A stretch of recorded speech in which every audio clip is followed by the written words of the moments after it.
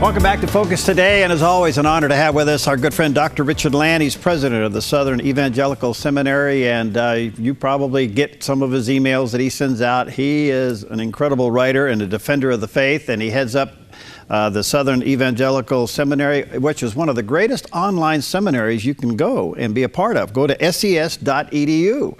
ses.edu, and their annual fall apologetics conference, a must attend.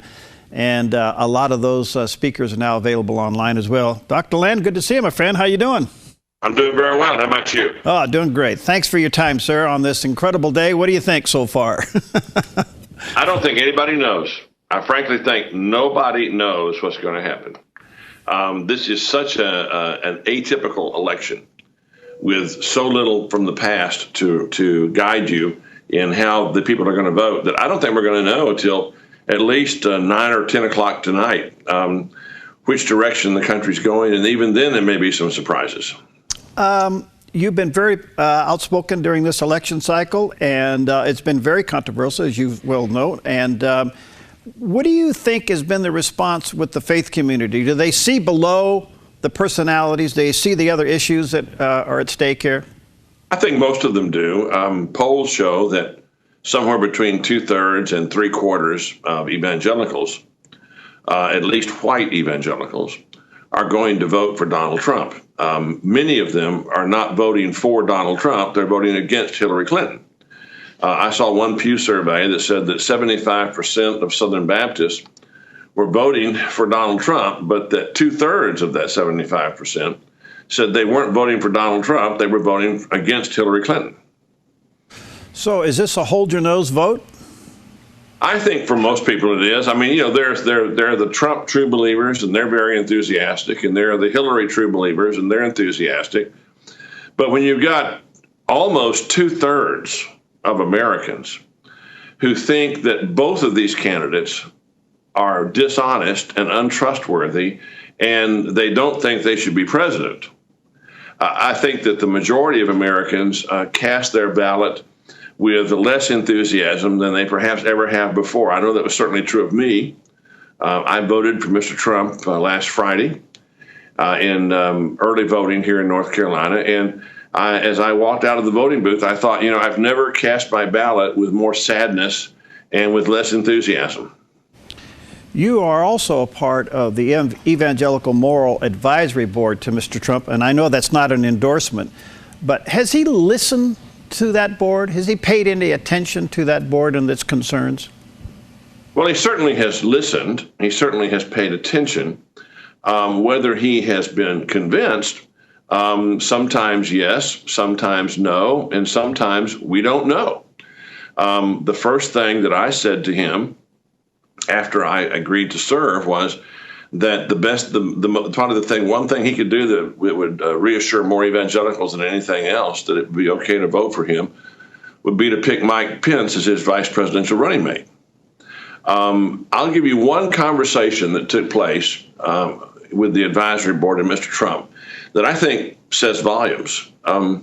We were on the phone with him, and about 20 of us, and he was giving us an update and saying, look, guys, I'm going to have your back. I'm going to stand up for religious freedom. I'm going to protect you against the government trying to restrict your religious freedoms. And I'm going to repeal the Johnson Amendment, which is, of course, the amendment that says that churches can't get involved in political campaigns. He said, in fact, perhaps the only way I'm going to get to heaven is by repealing the Johnson Amendment. And immediately, one of the people on the call who beat me to the punch said, no, sir, Mr. Trump, the only way you're going to get to heaven is by accepting Jesus Christ as your personal Savior and Lord and trusting his sacrifice on the cross for your sins. And Mr. Trump's response was, thank you for reminding me. Wow. Wow. Do you think that this advisory board will stay in place if he gets elected? I don't know. I assume it would. In fact, I suspect that a couple of people on the advisory board may go into the administration. I've heard rumors that if Mr. Trump wins, Mike Huckabee is going to be his chief domestic affairs advisor in the White House. Well, that would be great. It certainly would. It certainly would. All right. So what's happened to our Department of Justice and FBI through all of this nonsense? They've been corrupted. They've been corrupted. The Clintons corrupt and contaminate everything they touch. It was true in Arkansas. It was true when Mr. Clinton was in the White House. It's true with Mrs. Clinton at the State Department. The Justice Department has shown throughout this campaign that they are thoroughly and completely corrupt. And that's a very dangerous thing. For instance, voter fraud. The federal government, and it's a federal crime, so it has to be prosecuted by the Department of Justice. They are not prosecuting, they are not investigating any voter fraud cases. And they're not going to. They're not going to, because it's extraordinary, isn't it? About 90% of the dead people who vote Democrat. Yeah. Well, I've heard that, and so it's corrupt. We've seen it. We know it. What can be done? I mean, what happens if Trump is elected? What does he do? What would you like to see him do for a DOJ? Rudy Giuliani. And then you just. I'd like to see him make Rudy Giuliani Attorney General and turn him loose on cleaning up the Justice Department. I guarantee you he'd do it. What do you think happened to Mr. Comey? What happened on this mess, in your opinion? I think he was either intimidated, threatened, or bought off. One of the three. He collapsed. He's a political animal. He's far more political animal than you might think. He was the Assistant Attorney General when they prosecuted Scooter Libby and took away Scooter Libby's law license. When it was clear that Scooter Libby was not the source of the leak, it was someone in the Justice Department that was the source of the leak. And just last week, Mr. Libby finally got his license to practice law back so he can support his family. It was scandalous, and Mr. Comey is far more of a chameleon politically than he would like for us to think. He wants us to think he's an Eagle Scout. He's not. But the entire look, when Mr. Clinton met on that plane with Attorney General Loretta Lynch, that told us everything we needed to know. It was corrupt. The Justice Department has been corrupt under the entire time that Mr. Obama has been president. And frankly, I would not be surprised if Mrs. Clinton wins this election, or if she loses it, that sometime before January 20th, Mr. Obama issues a presidential pardon for Mrs. Clinton and for several of her top aides so that they cannot be prosecuted for any crimes they may have committed. He's going to pardon them for any and all crimes, which he has the power to do. Do you think there's a mutiny coming at the FBI? I think that we're going to start hearing of FBI agents who are going to be resigning, and you're going to start hearing more from the FBI agents who are scandalized that the FBI, they're the Polly Purehearts. They're the Vestal Virgins of the federal government. They're the guys who are clean, who are Mr. Clean Marine. And for their department to be tarnished this way has scandalized and absolutely inflamed them. Wow. All right, one other question before I take a break. It's been obvious now that major news networks has been in collusion with the Clinton campaign. So we've seen the Justice Department polluted, we've seen the FBI polluted, and we've known all along that the major news networks have their biases. Did you ever expect it to be so obvious?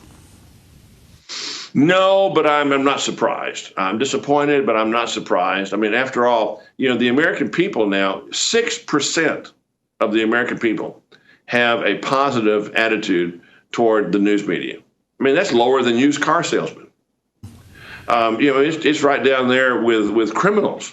I think that the news media this election cycle has taken off any camouflage that they're trying to be objective, that they're trying to be balanced, and they are basically a PR campaign for Hillary Clinton. No question about that. Let me take a quick break. Dr. Lamb will be back, and we're talking to Dr. Richard Land. He's the president of the Southern Evangelical Seminary. By the way, you can go to ses.edu, and you can enroll in the seminary online. Let me encourage you to go to their website and check it out. We'll be right back.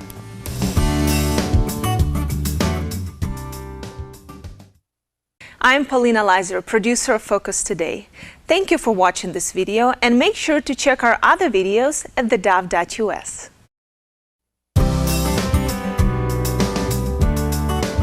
Welcome back to Focus Today, and what a delight and an honor, especially today, to have with us Dr. Richard Land. He's the president of the Southern Evangelical Seminary, and you can go to ses.edu and check out the seminary, and guess what? You can enroll online. They do an excellent job, one of the top apologetic seminaries in the country, and certainly check out their annual Fall Apologetics Conference. By the way, are all those speakers, their speeches online? They will be. We put the best ones up. In fact, if you download our free mobile SES app, then you get the best of the last 24 years of our conference. Wow! Right. On your iPhone. So you're walking around with an apologetics library in your pocket. ses.edu. Go get it, folks. ses.edu. You wrote in a Christian Post op-ed that you said that Hillary Clinton is the Richard Nixon of our times, and it's been often said by Donald Trump that this is worse than Watergate. Do you agree with that? Yeah, I do. It is worse than Watergate. I mean, Richard Nixon. You know, if we don't keep Hillary Clinton from being president or remove her from office after she is president, then we ought to collectively apologize to Richard Nixon. Because she's done everything that he's done in spades. The Clinton Foundation is rotten to the core.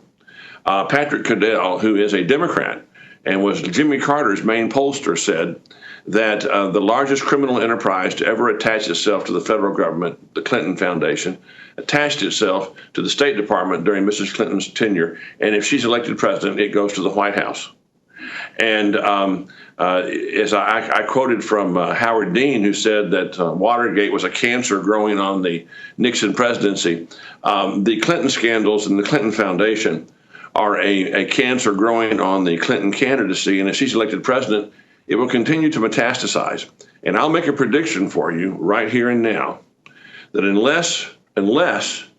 Obama pardons her before she becomes president, if she's elected president, she will be impeached. Now, she probably won't be convicted, but the Republican majority in the House at some point will have uncovered so much scandal, so much corruption, that they will vote to impeach her. And then the Senate will act as a jury, and the Senate probably will not vote to convict her. That's what happened with Andrew Johnson, and that's what happened with Bill Clinton. They were both impeached, but they were not convicted and removed from office. So if the American people want to live through the Watergate nightmare times 10 all over again, then all they've got to do is to elect Hillary Clinton president of the United States. If Trump wins, does the president still pardon her? Yes, I think he does. I think he almost has to, because he's involved. He's involved in the email scandals.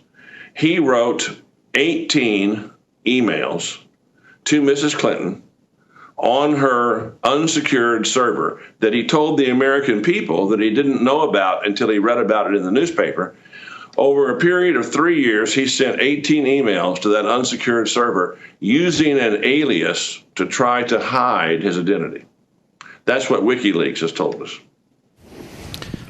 I'm still surprised how many people of faith can't stand Trump, and because of that, they're voting for Hillary Clinton. How in the world does that crossover happen in a Christian mind? It's a confused Christian mind. It's a compartmentalized Christian mind. There is no rational, logical way to explain it. It's illogical, it's irrational, it's counterproductive. But human beings, fallen, sinful human beings, do many irrational, counterproductive, and illogical things. All right, we have watched a Republican-controlled Congress after all the videos that came out against Planned Parenthood, the killing of babies and selling their parts for profit, turn around and fund them again. Now we've watched all the scandals that clearly show a corrupt hierarchy within the Justice Department, the FBI, and even in the president itself. And yet, in spite of all of this, it's possible that we elect a person that could go on and maintain it. What's happened to the soul of America? Well, this is the result. This is the consequence of embracing moral relativism. We have embraced, as a society, we've embraced moral relativism. And once you embrace moral relativism, your moral compass is completely demagnetized. And we see the results. That's why we have Hillary Clinton and Donald Trump as our two nominees. I mean, it says a lot about us as a nation, and none of it's good, that we nominated Hillary Clinton and Donald Trump to be the nominees of the two major parties. Two of the most unqualified, in my opinion, and two of the most unfit people to ever run for office. And whoever wins today will take office as the most unpopular president, a newly inaugurated president in the history of the republic. What do you say if one of my concerns, Dr. Land, is that Trump wins, the church goes back to sleep. Hillary wins, we lose our religious freedom. What's your response? Well, I don't know. I mean, the church might go back to sleep, although I doubt it. I mean, I think if Donald Trump wins, you're going to see a collective nervous breakdown of the media and the establishment. And they're going to throw everything with the kitchen sink at him. I mean, it's going to be, if he wins, I'm going to buy stock in whoever makes Prozac. Because the liberals are going to be buying it by the gross. If Hillary wins, I think that you're going to see probably more opposition to her, especially if the Republicans maintain control of the House, which they will, and if they maintain control of the Senate. And that's going to come down to one or two Senate races. It's either going to be 49 Republican, 51 Democrat, or 50-50 or 51-49. That's my take on it. If it's 50-50, then if Hillary wins, then the Democrats will the vice president will break the tie and they'll organize the Senate. But if the Republicans maintain control of the Senate, even by one vote, then you're going to see they're going to be chairman of all the committees, all the investigative committees, and you're going to see both the Senate and the House, gorging on all of the material that's come out of WikiLeaks and all the material that will come out of WikiLeaks in the future. Can you trust the establishment, Republican control of the House and the Senate to really do anything? No, you can't trust them to, except that their continued existence and their flourishing depends on Mrs. Clinton not being able to stack the federal judiciary and to change the laws of the land to permanently diminish their ability to stand up against her extremely progressivist agenda. I do have great confidence in the Republican establishment's highly inflamed sense of self-preservation. You have a unique way with words. Paul Ryan, does he survive? Probably, but he may not want to, because if Hillary wins and the Republicans lose, say, 20 seats in the House, the 20 seats they're going to lose are going to be the more moderate seats.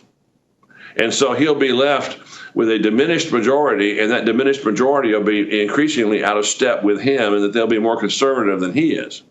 And, I don't know if he wants to be thrown in that briar patch. All right, so where do you think we are in this country spiritually? We're in deep trouble. We're in deep trouble. We're a very divided country. That's been clear for many years, and it's been exacerbated and underscored by this extremely destructive and negative presidential campaign.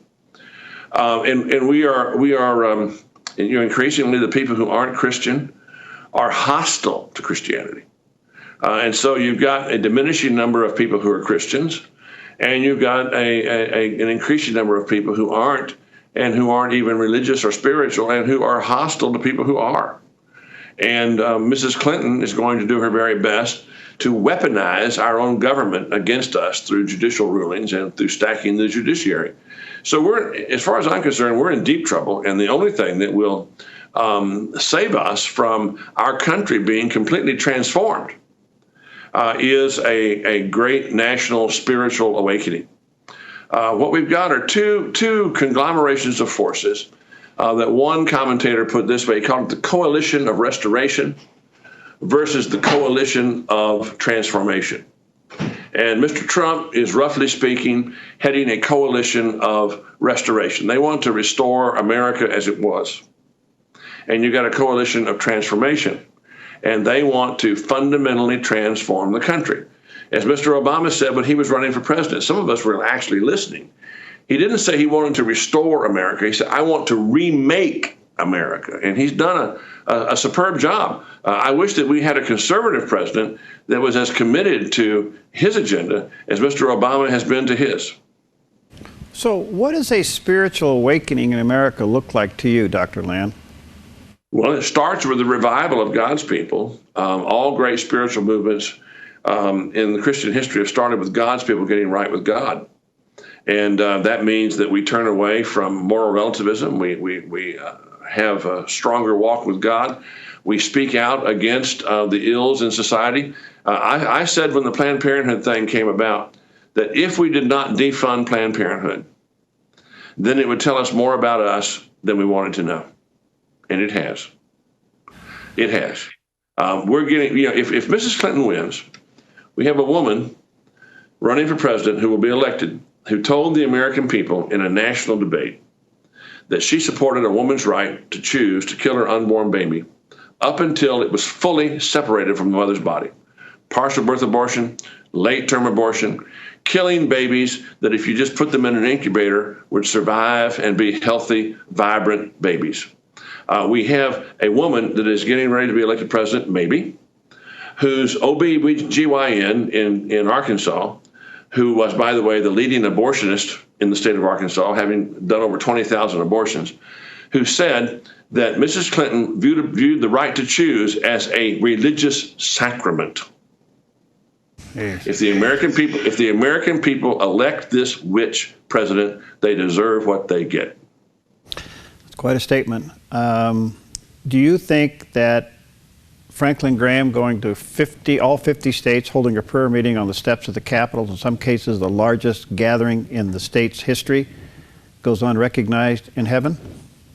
No, I do not.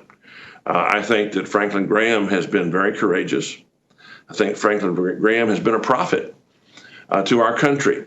There are very courageous people out there standing up for the truth. But it's up to the American people. It's now up to the American people. The Justice Department is corrupt. We're going to find out today how blind the American people are, because the American people can take the question of Hillary Clinton's fate in their own hands, and they can disqualify her from office by defeating her. If they don't, then they become morally culpable. They become aiders and abettors. Dr. Land, you're inspiring. Thank you, my friend. You got 30 seconds to plug SES. All right. Well, Southern Evangelical Seminary, we're a seminary that believes in the inerrancy and the infallibility of Scripture. We're non-denominational, so we welcome Bible Church, Baptist, Methodist, anybody who believes in the inerrancy of Scripture, who wants to learn how to defend their faith more ably. All of our courses are offered online as well as in class. We offer them streaming. About 70% of our online students are taking classes streaming in real time. We offer our classes at night so people can take them after work. Our average student is 35 years old when they start with us. My son-in-law is a classic example of that. He finished a 2-year Master of Arts in Apologetics course in 3 years, taking courses at night from his den in Murfreesboro, Tennessee. Got to go, my friend. Good to see you. God bless you, pal. Talk to you again soon. SES.edu. Go there and check it out. SES.edu. All right, talk to you soon. God bless, friend.